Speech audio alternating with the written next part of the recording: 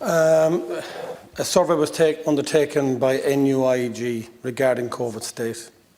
83% want to work remotely. 1 in 5 identified connectivity as an issue. The last government had, was it 9 ministers in Dublin?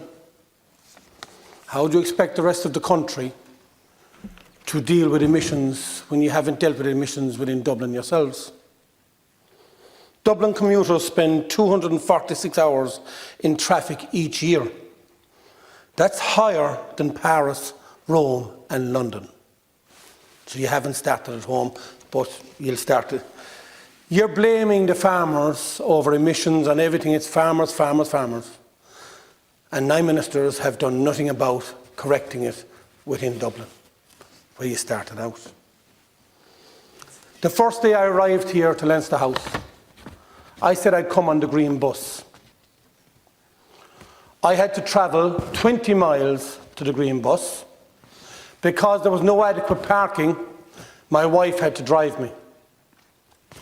That was 40 miles. I came back down on the green bus. My wife had to collect me and take me home. That was 80 miles. If there was parking facilities where the green buses come from Limerick to Dublin, adequate safe parking or any parking, I would have saved 40 miles travel. You multiply that by 10,000, we've saved 40,000 miles in one day. Why haven't you looked at the simpler solutions?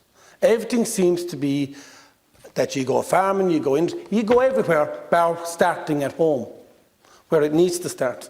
The park and ride, it's a brilliant idea, but again, no parking and no room on the bus when you get there, because the parking, any parking that's there is full. If people want to make a difference, they go to every sector. There has been too many plans that have been made and none have been followed through.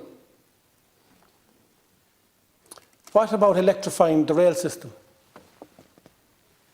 What about reducing the amount of times that if a minister or people in European Parliament go to Europe, that they can only travel so many times, not to be over and back all the time? Why don't we try simple things in saying that you have to go to Europe, you have to be there for 2 weeks, a month, that you're not travelling over and back every week?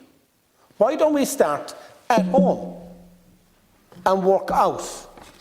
As I said, Dublin alone commuters are higher than Paris, Rome and London. And ye have the infrastructure, but you haven't got it right. Thanks, Minister. Your contribution. Let me just say, I think that we are getting it right. And I think we're getting it right in Dublin. You'll be aware of, not being from Dublin, you'll still be aware of, because it's such a high-profile project, you'll be aware of the discussions we have about the Metrolink, you'll be aware of the discussions we had about bus connects, you'll be aware of the DART expansion that's going on. You'll be aware of all those things, which are designed absolutely to target the difficulties which we have there, and which are clean. And the Lewis as well. They're clean. They are actually very solidly anti-pollution projects, which will help, first of all, on modal shift, help to produce extra capacity, but will also be clean. We're not going to solve this problem overnight, but as evidence of that, you'll find that 70% of commutes to Dublin city centre are actually on sustainable modes now, as we talk. 70%.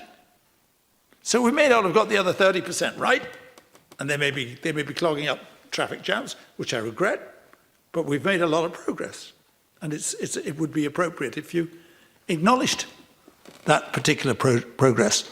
The investment, the park and ride strategy to which you refer, and I think you have a good point there, but that park and ride strategy, as we speak, is now being drawn up by the NTA.